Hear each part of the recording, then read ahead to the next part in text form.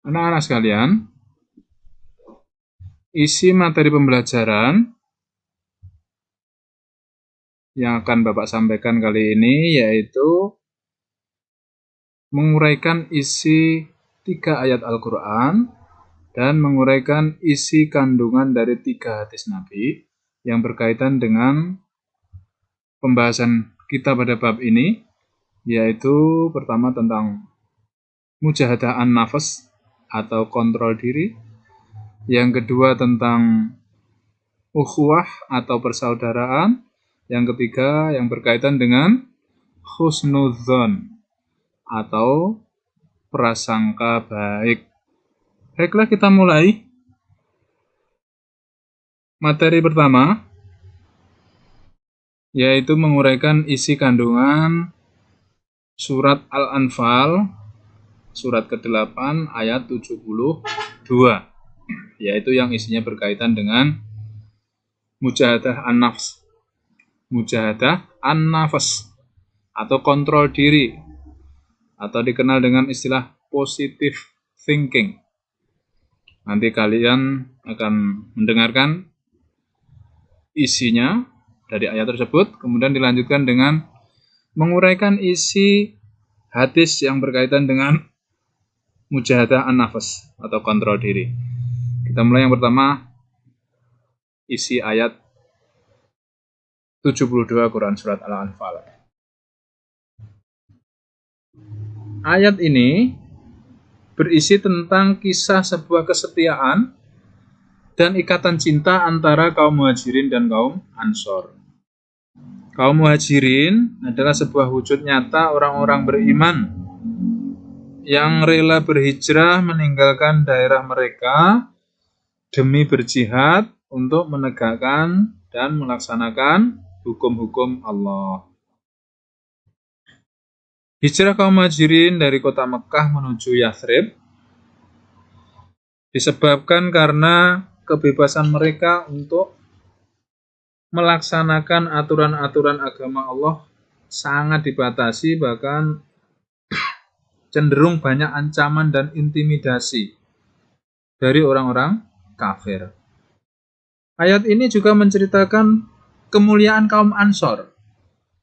Kaum Ansor dengan tangan terbuka dan penuh kerelaan hati menyambut hijrah Rasulullah dan para sahabatnya, atau yang disebut kaum Muhajirin tadi.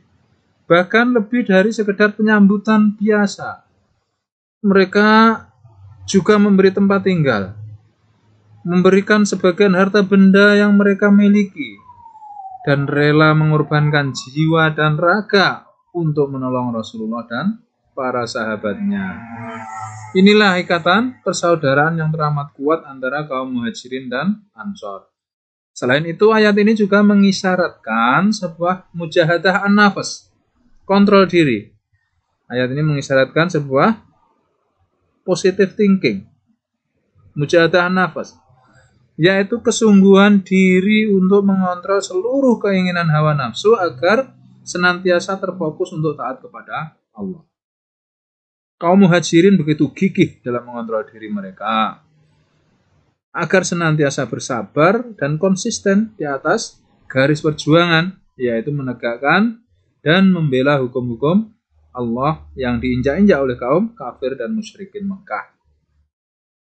Hawa nafsu mereka lebih condong kepada jihad dan taat kepada Allah daripada sekedar menuruti keinginan hawa nafsu untuk sekedar mencintai harta benda, tempat tinggal, keluarga, bahkan nyawa.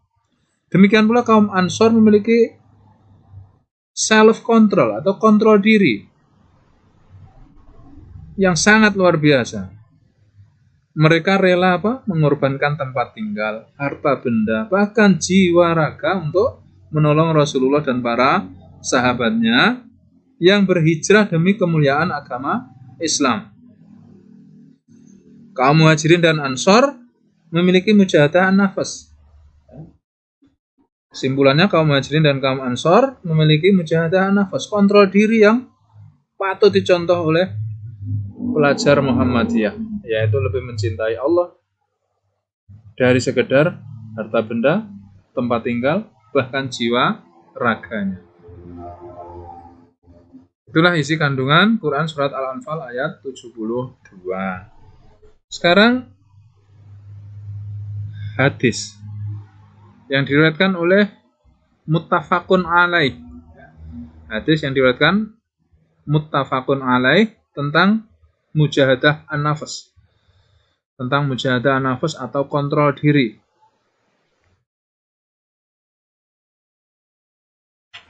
Apa isi hadis tersebut? Hadis tentang mujahadah an-nafs yang diriwayatkan oleh muttafaqun alaih atau oleh dua imam ahli hadis, Imam Al-Bukhari dan Imam Muslim, disebut muttafaqun alaih, yaitu isinya sebuah konsep mujahadah an-nafs yang sangat mulia dalam Islam. Rasulullah tidak mengabaikan bahwa semua manusia memiliki potensi bawaan untuk marah. Namun, Rasulullah menyatakan sebuah ungkapan yang sangat tajam akan tetapi begitu sejuk diterima oleh hati setiap manusia. Ungkapan tersebut adalah bahwa setiap api amarah yang muncul akibat respon dari hal-hal yang tidak diinginkan, tidak disukai, tidak boleh diluapkan, dilampiaskan dengan kata-kata yang kotor dan keji, dengan kekerasan atau perkelahian yang berujung pada dendam, permusuhan, dan kerusakan. Muslim yang baik dan santun bukanlah Muslim yang tidak melampiaskan kemarahannya dengan kekerasan. Ketika dia marah, dia mampu mengendalikan emosi dan api kemarahannya dengan baik.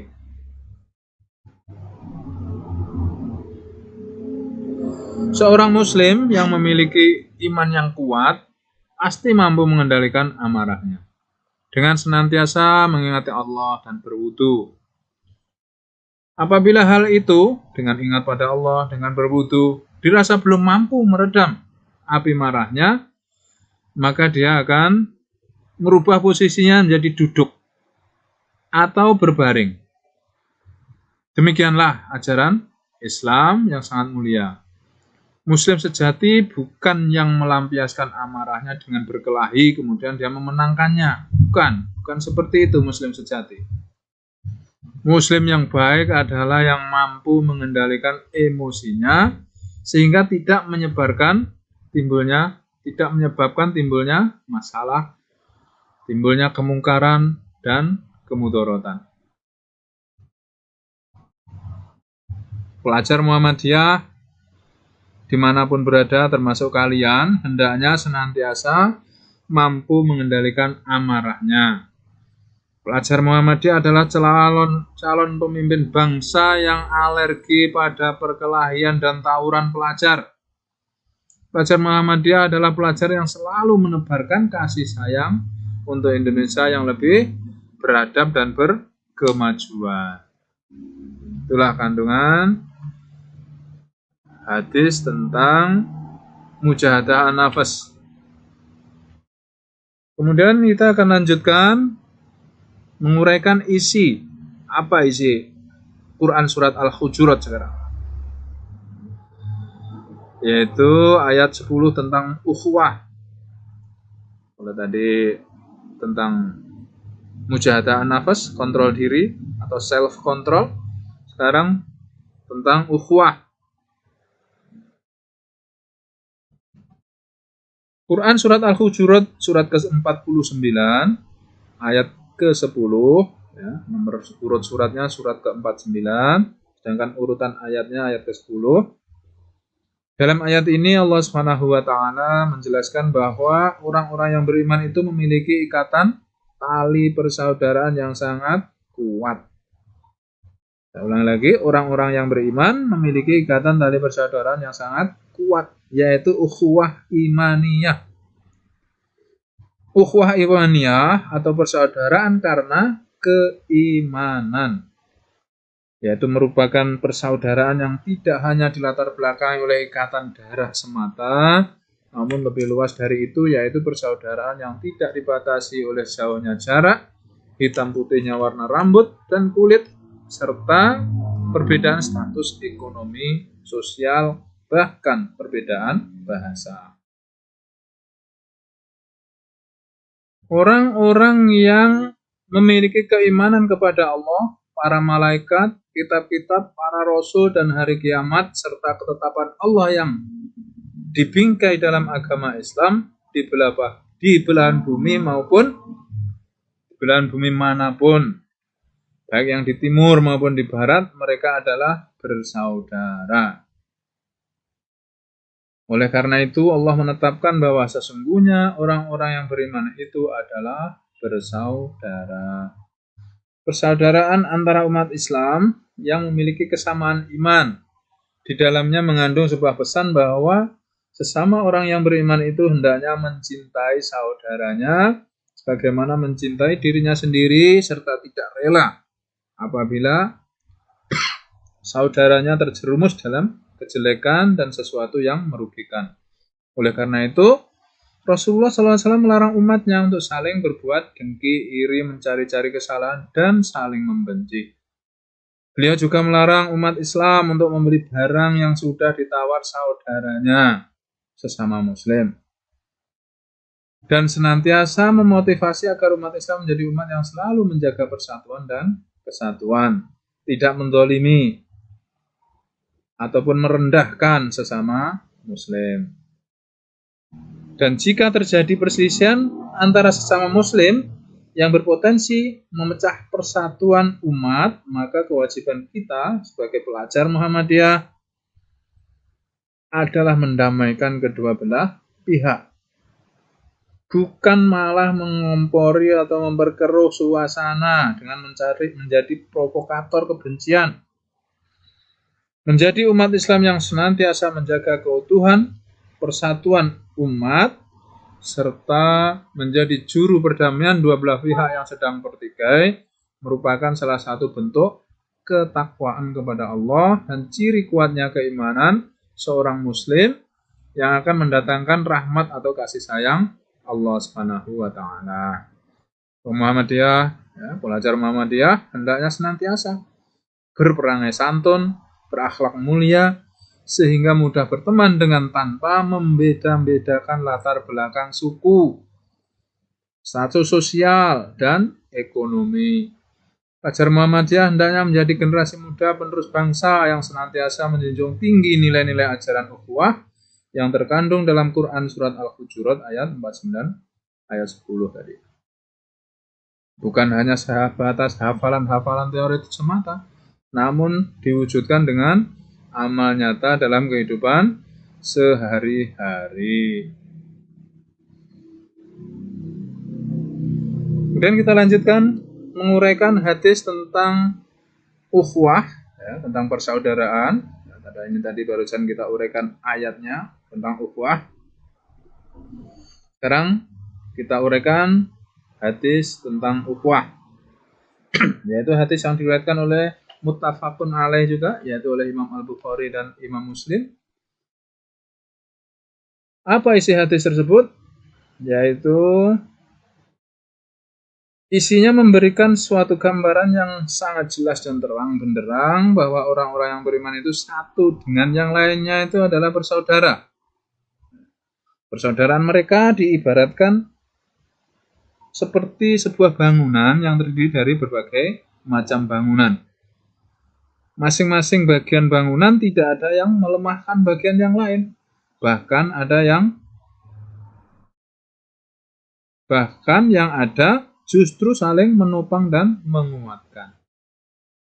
Perbedaan fungsi masing-masing unsur bangunan tidak dipandang sebagai suatu hal yang melemahkan, namun justru setelah dipersatukan dalam satu bangunan, menghasilkan kekuatan dan kebermanfaatan yang sangat luar biasa.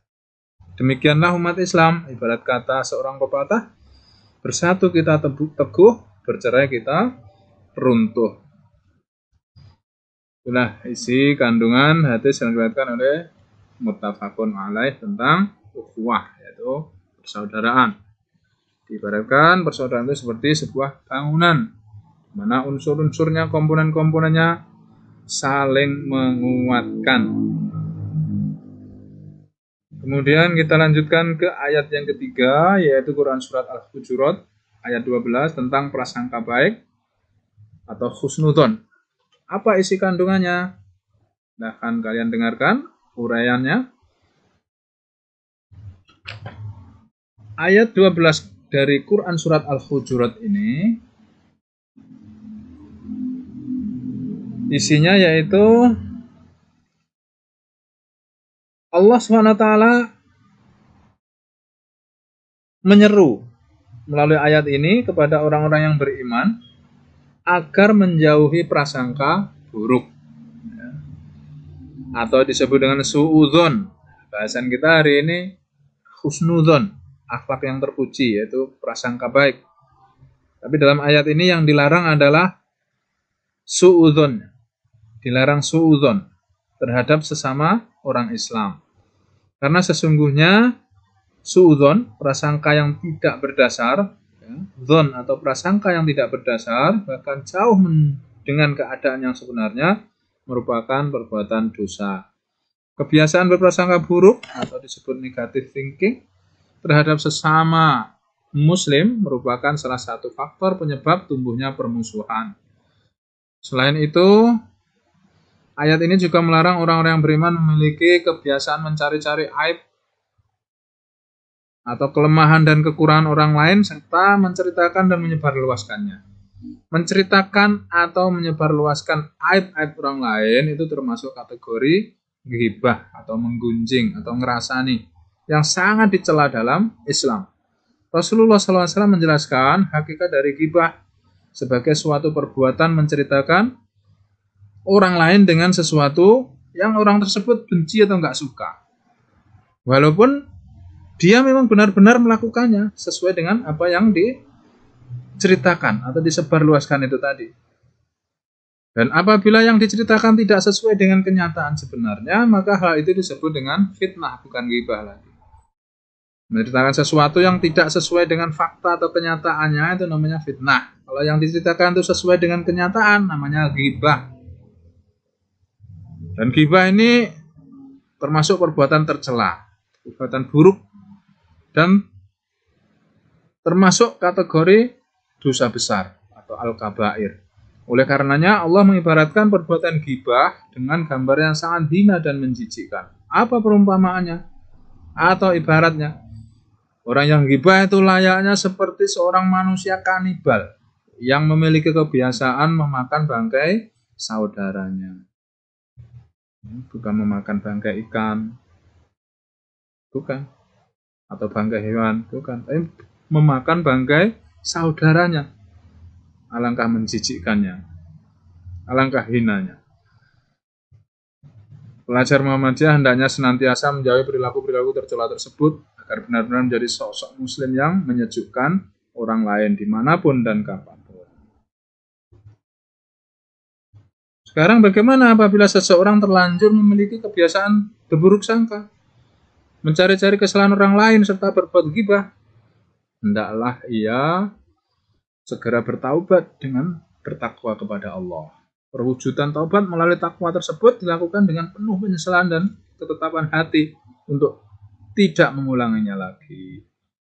Taubat yang diiringi dengan ketulusan hati serta diiringi dengan proses perbaikan diri secara terus-menerus pasti akan diterima oleh Allah Subhanahu wa taala, Sang Maha Penerima Taubat dan Maha Penyayang. Terakhir kita bahas isi kandungan hadis yang berkaitan dengan larangan berburuk sangka, larangan suudzon. Hadis yang diriwayatkan oleh Imam Malik tentang larangan suudzon. Pada hadis tersebut berisi penjelasan bahwasanya Rasulullah sebagai panutan umat memerintahkan umatnya agar menjauhi prasangka buruk atau suudzon. Itu artinya pemahaman terbalik atau mafhumul mukhalafah bahasa Arabnya ya. Mafhum mukhalafah. Mafhum al-mukhalafah, pemahaman terbalik.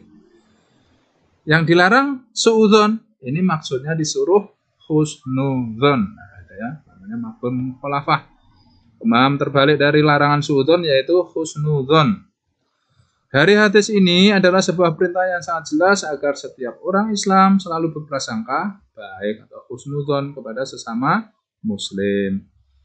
sebuah perintah yang sangat jelas agar setiap muslim selalu berprasangka baik atau husnudzon kepada sesama muslim.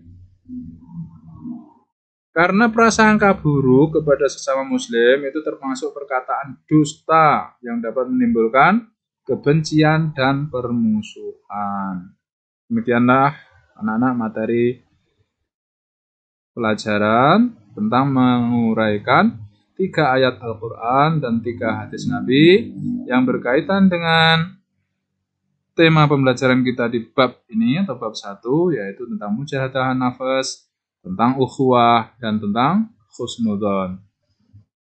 Demikian materi pembelajaran yang bisa Bapak sampaikan. Mudah-mudahan bisa kalian analisa, kalian pahami, dan kalian niat untuk amalkan dan sampaikan. Saya akhiri. Billahi taufiq wal hidayah. Wassalamualaikum warahmatullahi wabarakatuh.